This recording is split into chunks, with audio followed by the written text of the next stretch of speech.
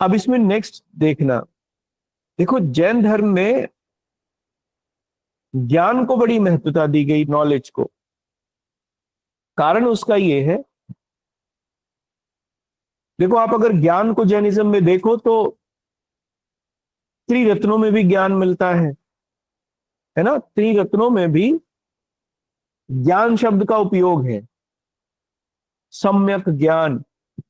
अब ये सम्यक ज्ञान क्या है, सम्यक नॉलेज क्या है? जैन धर्म में ये कहा गया कि ज्ञान के, इसके ऊपर उन्होंने खूब डिस्कशन किया है। जहां तक मैं समझता हूं, अगर नॉलेज के ऊपर दुनिया के किसी रिलीजन ने सबसे ज्यादा काम किया तो दैट इज जैनिज्म।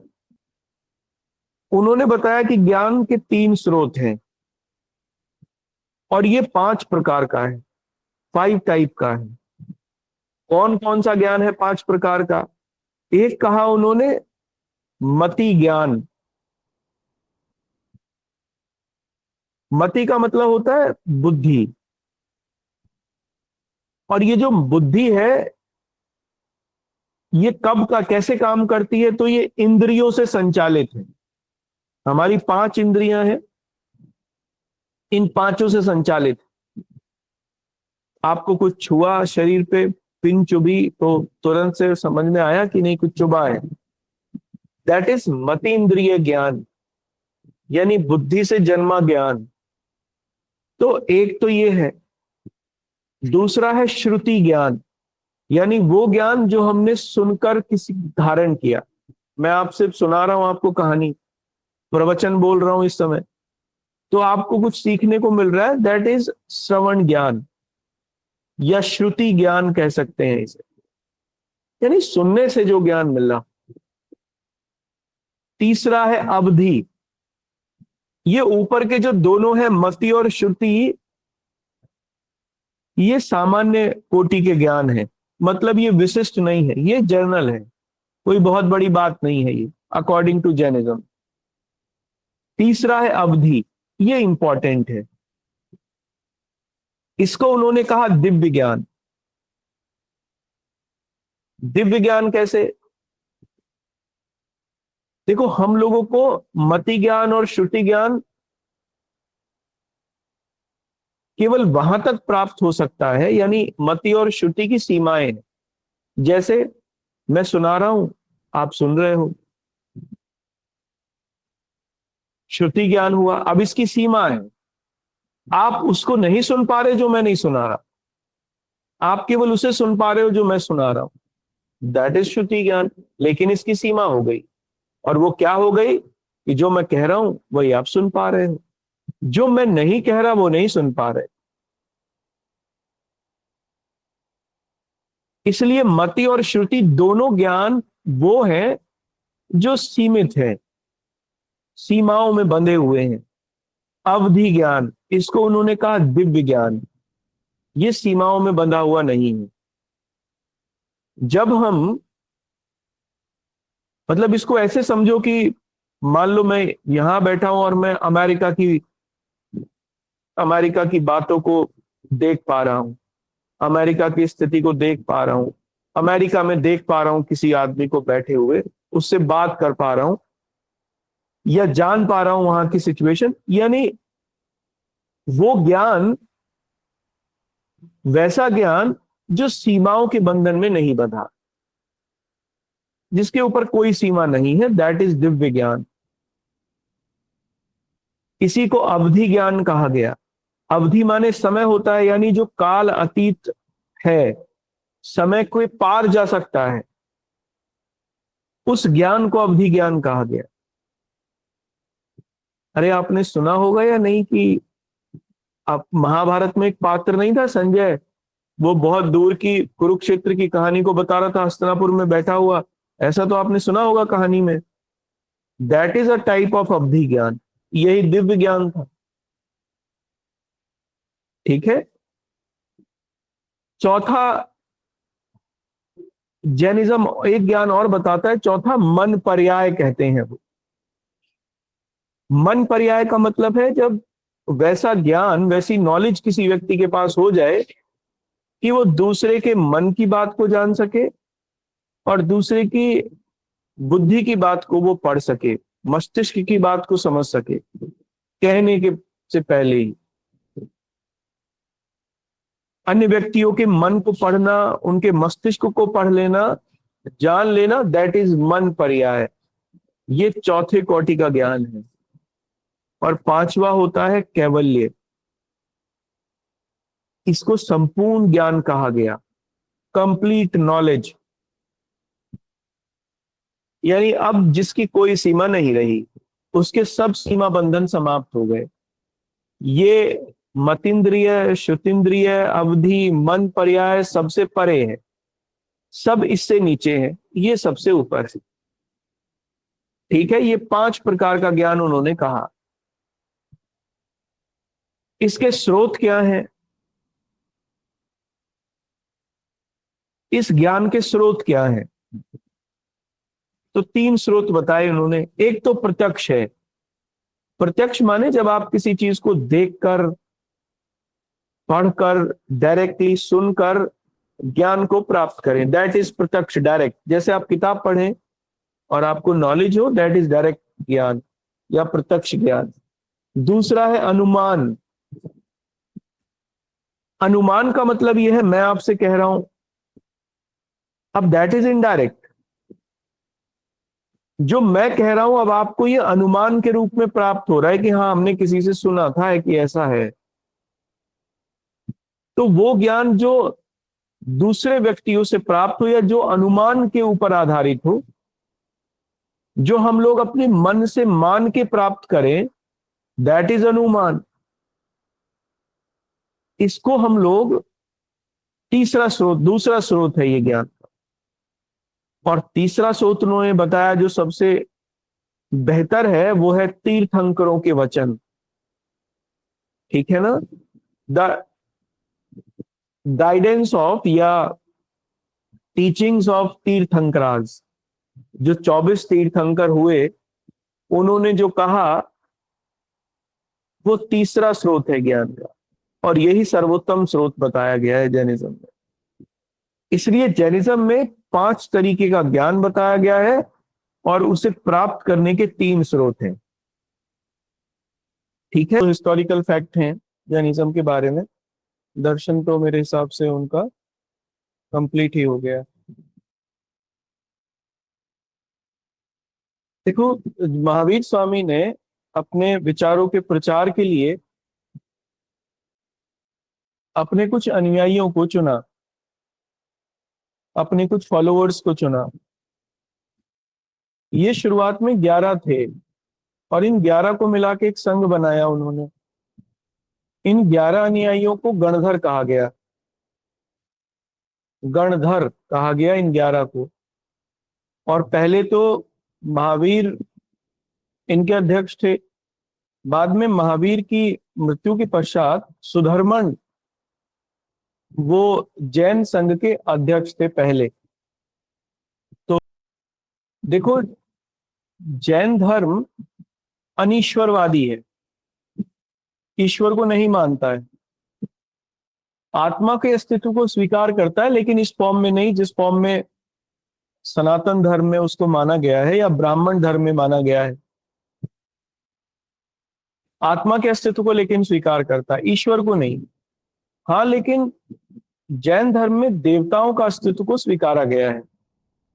देवता माने देने वाला। उन्होंने ये माना है कि कुछ बहुत सकारात्मक जीव होते हैं, सकारात्मक ऊर्जा से बने भरे हुए, और वो लोगों की मदद करते हैं सदैव।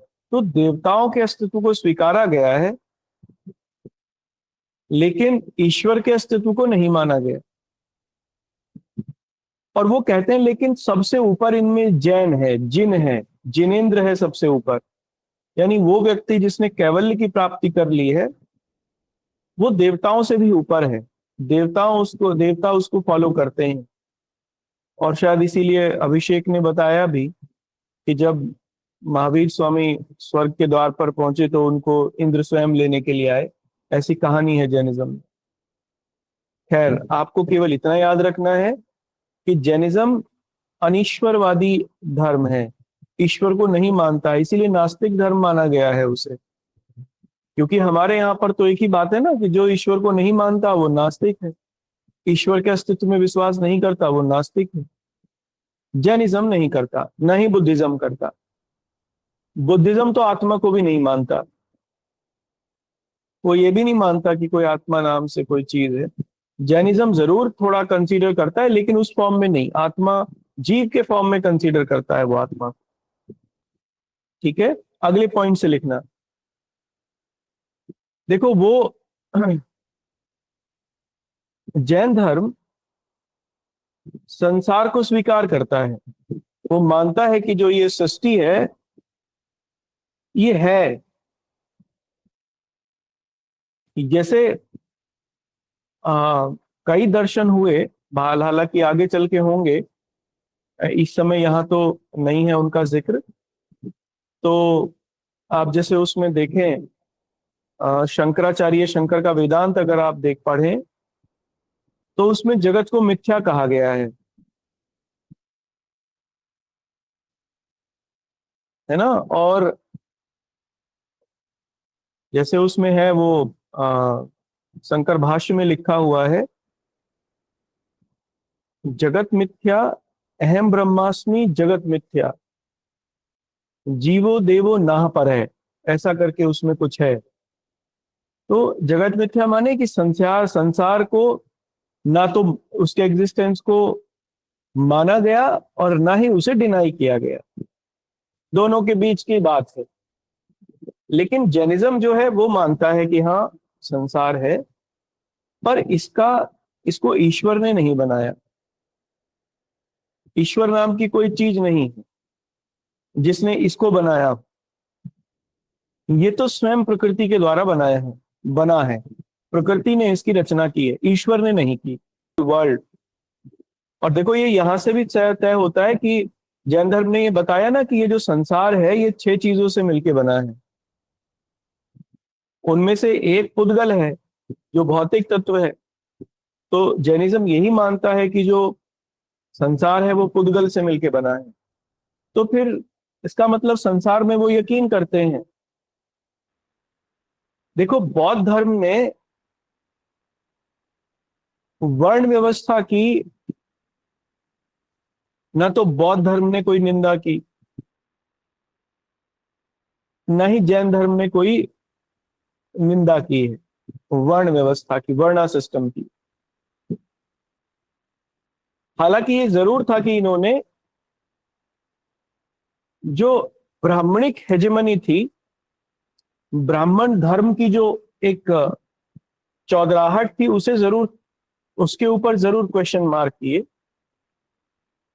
इसीलिए ये रिवॉल्यूशन कही गई, क्रांति कहा जाता है जैन धर्म को और बौद्ध धर्म को धार्मिक इतिहास में भारत। क्योंकि जो पहले से चली आ रही व्यवस्था थी ब्राह्मण धर्म की, उसके ऊपर इन्होंने क्वेश्चन मार्क लगाया।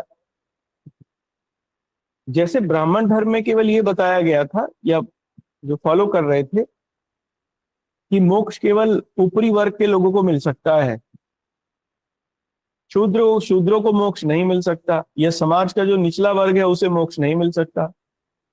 जैन धर्म और बौद्ध धर्म ने दोनों ने कहा कि क्यों नहीं मिल सकता, मिल सकता है। और उन्होंने दिखाया, भगवान बुद्ध और जो जैन महावीर स्वामी दोनों क्षत्रिय थे। इवन जितने तीर्थंकर हैं जैनिज्म में वो सब क्षत्रिय थे, सब राजाओं की संतानें थे।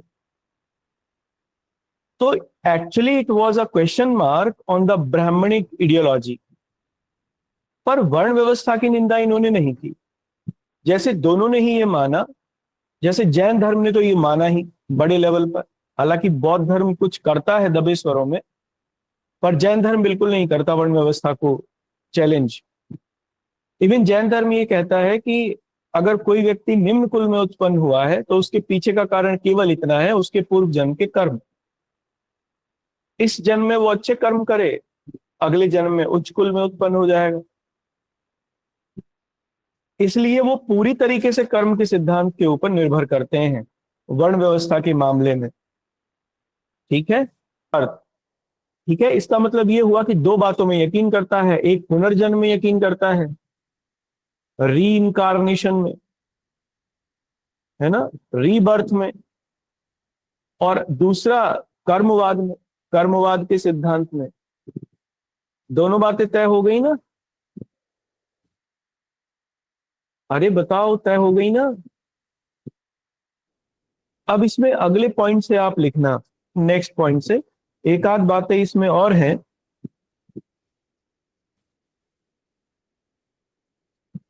देखो, जो जैन धर्म का साहित्य है वो अर्धमगधी में लिखा गया।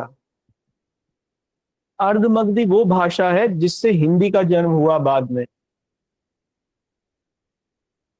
लेकिन वो जो लिपि थी, अर्धमगधी भाषा लिखी जाती थी प्राकृत लिपि में, इसलिए भाषा तो है अर्धमगधी और लिपि या स्क्रिप्ट है प्राकृत।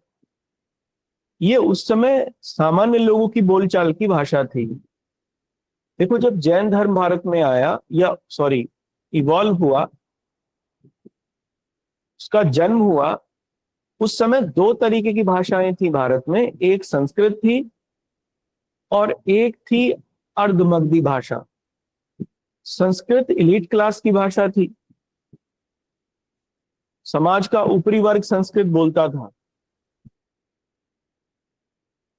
और जो निम्न क्लास के लोग थे या जो आम जनता थी वो अर्धमगधी भाषा बोलती थी।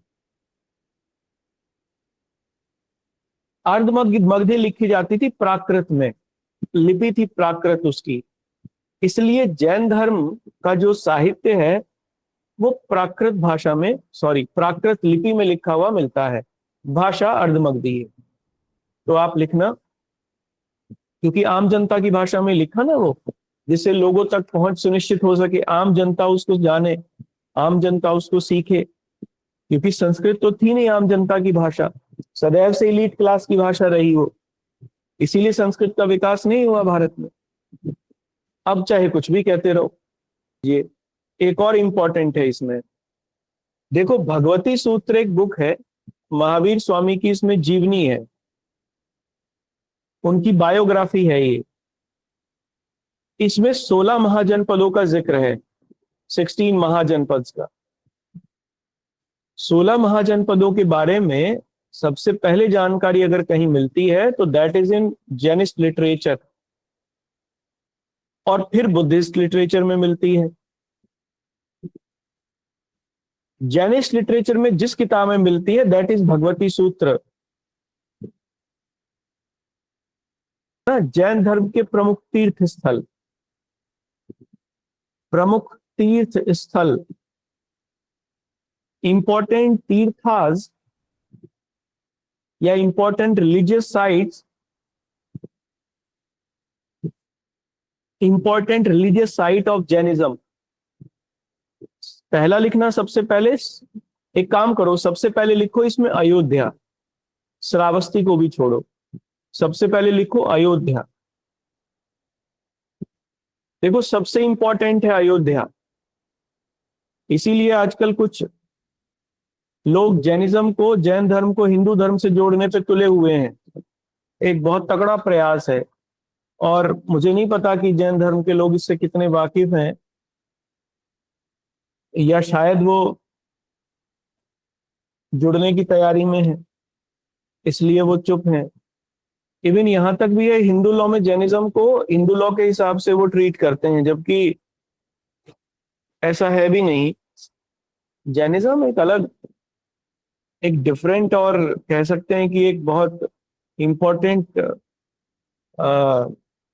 एक इम्पोर्टेंट ट्रेट है इंडियन कल्चर का, उसको भी बर्बाद करने पे तुले हुए हैं। देखो अयोध्या का इस ये महत्व है कि यहाँ 5 तीर्थंकरों का जन्म हुआ, और सबसे पहले तीर्थंकर जो थे ऋषभ देव, उनका जन्म यहीं हुआ, अयोध्या में ही। इसके अलावा 4 और जन्म अयोध्या में हुए तीर्थंकरों के। अयोध्या को राम की जन्मभूमि कहा जाता है। तो जो राम भक्त हैं आजकल तथाकथित, वो इसलिए जैन धर्म को पूरा प्रयास कर रहे हैं कि वो समाप्त होके हिंदू धर्म के एक धारा के रूप में उसे स्वीकार कर लिया जाए कि ये हिंदू धर्म की एक धारा है, जबकि वो ऐसा है नहीं। चलो खैर, अब जो हो। अगले पॉइंट में लिख, नेक्स्ट लिखना कौशाम्बी। कौशाम्बी ये शायद राजगृह की राजधानी थी। जो राजगृह नहीं नहीं, राजगृह तो खुद राजधानी था। देखो कौशाम्बी एक वह जनपद की राजधानी थी, इलाहाबाद के निकट है ये। चलो याद आ जाएगा। वत्स की हो सकता है, हाँ शायद वत्स जनपद की राजधानी थी, करेक्ट। तो आप लिखना इसमें सिक्स्थ तीर्थंकर, सिक्स्थ तीर्थंकर पदम प्रभु, पदम प्रभु was born here, was born here। और यहीं पर है प्रभास पर्वत है, एक माउंटेन है प्रभास, यहीं पर उन्होंने तप किया था। प्रभास पर्वत पर उन्होंने तप किया। नेक्स्ट लिखना हस्तिनापुर, मेरठ में ही है ये तो, हाँ जी, बिना डैश करके। देखो यहां 3-4 तीर्थंकरों का जन्म हुआ हस्तिनापुर में, और इसलिए ये प्रसिद्ध तीर्थ, जैन तीर्थ स्थल भी है। शांति, कुंथु और अर, हालांकि इनका जिक्र नहीं मिलता जैनिस्ट लिटरेचर में, लेकिन ये माना जाता है कि ये तीर्थंकरों का जन्म हुआ। और शायद 2-3 तीर्थंकर हैं जिनका संबंध हस्तिनापुर से है। नेक्स्ट लिखना सम्मेद शिखर, सम्मेद माउंटेन या सम्मेद पीक लिखना। Sammed peak, SAMMED, Sammed peak. देखो इस पीक पर 20 तीर्थंकरों को केवल्य की प्राप्ति हुई। झारखंड के हजारीबाग जिले में है ये। और पार्श्वनाथ ने तो अपना शरीर भी यहीं त्याग किया था, इसलिए जैन धर्म का प्रमुख केंद्र है ये। इसी को सरकार झारखंड की इस समय बेच रही थी। झारखंड की सरकार तो क्या बेच रही थी, केंद्र सरकार बेच रही थी इस जगह को, क्योंकि यहाँ पर बड़े कोल डिपॉजिट्स मिले। तो महान मोदी जी जो हैं, विष्णु के अवतार, वो इसे बेचना चाहते थे। तो आप लिखना, नेक्स्ट लिखना पावापुरी। पावापुरी बहुत इंपॉर्टेंट है, PAVA, पावापुरी। देखो नालंदा में है ये, बिहार के। महावीर स्वामी को यही निर्वाण या कैवल्य की प्राप्ति हुई थी, पावापुरी में। लिखना राजगृह। राजगृह ये मगध की राजधानी रहा कुछ दिन। यहां सबसे पहला उपदेश दिया जैन, उन्होंने, महावीर स्वामी ने, जैन धर्म का सबसे पहला उपदेश था यहाँ पर। तो आप ठीक है, नेक्स्ट लिखिए गिरनार या गिर पहाड़ियां, GIRNAR, गिरनार या गिर की पहाड़ियां। इसमें लिखना यह सौराष्ट्र के जूनागढ़ में अवस्थित है। यह सौराष्ट्र के जूनागढ़ में अवस्थित है। यहां जैन धर्म के प्रसिद्ध तीर्थंकर नेमिनाथ द्वारा, नेमिनाथ 21वें तीर्थंकर हैं ये, 21वें हैं नेमिनाथ, नेमिनाथ द्वारा कैवल्य प्राप्त किया गया। ही लिखना इसमें श्रवण बेलगोला, श्रवण बेलगोला जगह का नाम है ये, कर्नाटक में है ये, श्रवण बेलगोला। ठीक, देखो 2 बातें हैं यहां के लिए। एक तो ये है कि जो भद्रबाहु थे, जो जैनिस्ट इंपॉर्टेंट स्कॉलर थे, मतलब बड़े फेमस स्कॉलर थे जैनिज्म के, वो श्रवण बेलगोला आ गए थे, क्योंकि ये जैन धर्म का एक प्रमुख केंद्र था। और भद्रबाहु की लीडरशिप में ही चंद्रगुप्त मौर्य ने जैन धर्म को स्वीकार कर लिया था। श्रवण बेलगोला में ही उन्होंने स्वीकार भी किया और यही उन्होंने अपनी अंतिम सांसें ली। संलेखना पद्धति से उनकी मृत्यु हुई चंद्रगुप्त मौर्य की, इसलिए श्रवण बेलगोला प्रसिद्ध है। दूसरा कारण यह है कि यहां बाहुबली की मूर्ति है,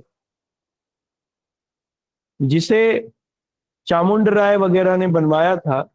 चामुंड राय गंग नरेशों के सेनापति थे।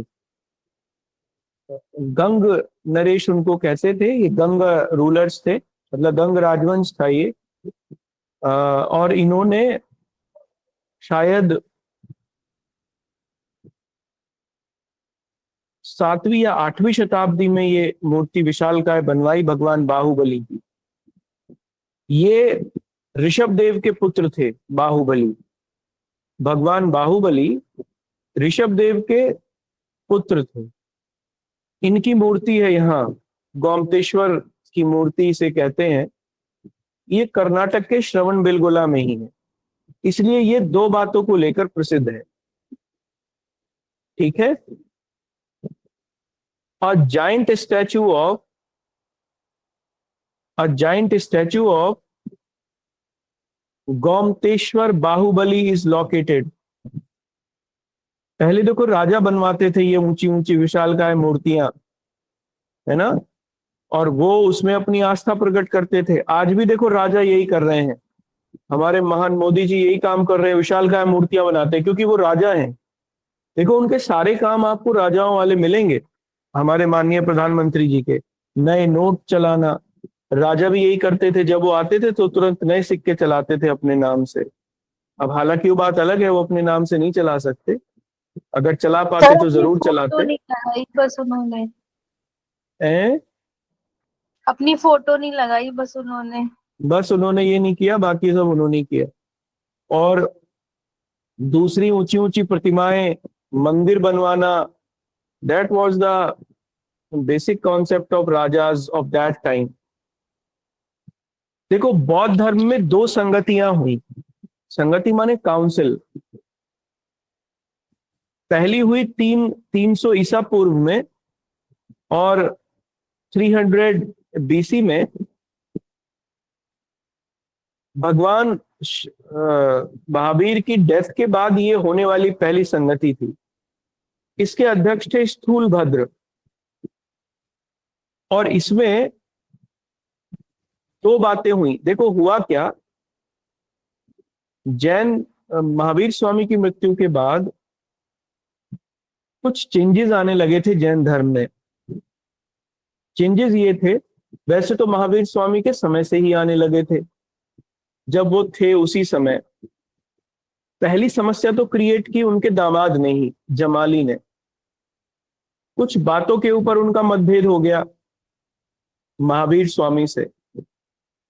महावीर स्वामी ने उनकी शंकाओं को दूर नहीं किया, इसलिए जमाली उनसे अलग हो गए और उन्होंने अपना अलग एक संघ बना लिया था। दूसरी समस्या आई, महावीर को मजबूर किया गया महिलाओं को संघ में लेकर आने के लिए।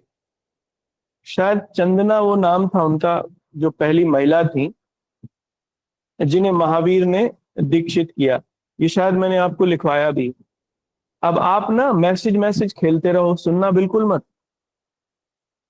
जबकि ये बात जो मैं बता रहा हूं आपको, ये सबसे इंपॉर्टेंट है, और आप मैसेज खेलने में लगे हुए हो। शायद चंदना थी वो जो पहली भिक्षुणी थी। महावीर इससे नाखुश थे। बाद में महावीर की डेथ के बाद दो बातों पर मतभेद हुआ जैनिज्म में। एक बात तो यही थी कि महिलाओं की उपस्थिति के ऊपर, क्योंकि महावीर खुद नहीं चाहते थे, तो जैन साधुओं का एक वर्ग नहीं चाहता था कि महिलाएं जैन धर्म में रहें, क्योंकि उनका मानना था कि इससे अनुशासन भंग हो रहा था। दूसरी चीज ये थी कि पाटलिपुत्र में भयंकर अकाल पड़ा। शायद ये 273 ईसा पूर्व की बात है, 273 बीसी के आसपास। उस समय भयानक मृत्यु हुई लोगों की। तो जेनिस्ट स्कॉलर जो इंपॉर्टेंट थे, क्योंकि मृत्यु एक तरीके की हिंसा है, वो पाटलिपुत्र को छोड़कर चले गए और दक्षिण भारत में यानी उत्तर भारत उन्होंने छोड़ दिया क्योंकि अकाल पड़ रहा था, और वो दक्षिण भारत में चले गए। भद्रबाहु की लीडरशिप में वो लोग दक्षिण गए थे।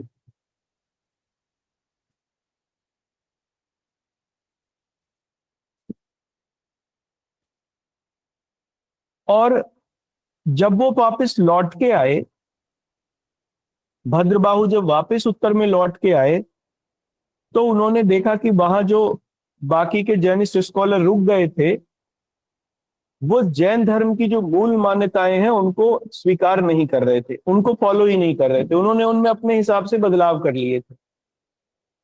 जैसे जैन धर्म में नग्न रहना या अपनी नेचुरल स्टेट में रहना, उसी को माना गया। काया कलेश को उसमें एक इंपॉर्टेंस दी जाती है जैनिज्म में, कष्ट सहन करने को इंपॉर्टेंस दी जाती है। तो जो लोग पाटलिपुत्र में रुक गए थे, वो लोग ना तो काया कलेश के ऊपर ध्यान दे रहे थे और ना ही वो अपनी प्राकृतिक अवस्था में थे। उन्होंने कपड़े पहन लिए थे और अच्छे से उन्होंने रहना शुरू कर दिया था घरों में, ऐशो आराम से। इसलिए जो लोग दक्षिण में चले गए वो तो कहलाए, बाद में ये संगति बुलाई गई फिर इस समस्या को दूर करने के लिए। फर्स्ट काउंसिल पाटलिपुत्र में ही बुलाई गई है। 300 बीसी का ये समय है। स्थूलभद्र इसके अध्यक्ष थे। और यहीं फिर एक तो दो काम हुए इस संगति में। एक तो जैनिस्ट लिटरेचर, जिन्हें हम लोग अंग और उपांग कहते हैं, 12 अंग हैं और शायद 12 ही उपांग हैं, इनको यहां कंपाइल किया गया। और दूसरा, जब मतभेद आगे बढ़े तो जैन धर्म यही दो भागों में टूट गया, एक श्वेतांबर और एक दिगंबर। जिन्होंने कपड़े धारण कर लिए थे, श्वेत वस्त्र धारण कर लिया था, वो श्वेतांबर कहलाए। ये वही लोग थे जो पाटलिपुत्र में रुक गए। और इनके नेता थे स्थूलभद्र। जो दक्षिण में चले गए थे भद्रबाहु की लीडरशिप में, वो दिगंबर कहलाए। वो अभी भी जैन धर्म की जो पुरानी मान्यताएं थी उन्हें ही फॉलो करते थे। तो पहली बात तो ये थी कि प्रथम संगति में जैन धर्म दो भागों में बट गया। दूसरी संगति वल्लभी में हुई, गुजरात में 512 ईस्वी में। देवर्धि क्षमा श्रमण के नेतृत्व में ये हुई संगति। और इसमें फाइनली फिर से प्रयास किया गया कि जो जैनिस्ट लिटरेचर था उसे फिर से कंपाइल किया जाए, और फिर से उसे कंपाइल किया भी गया। इसलिए जैन धर्म की ये दो संगतियां ही हैं जो इंपॉर्टेंट हैं। ठीक है। सेकंड में फाइनली कंपाइलेशन हो गया था जैनिस्ट लिटरेचर का। इसको मैं आपको कल को लिखवा दूंगा। मेरे हिसाब से पूरा जैन धर्म कंप्लीट हो गया है। आप अब इससे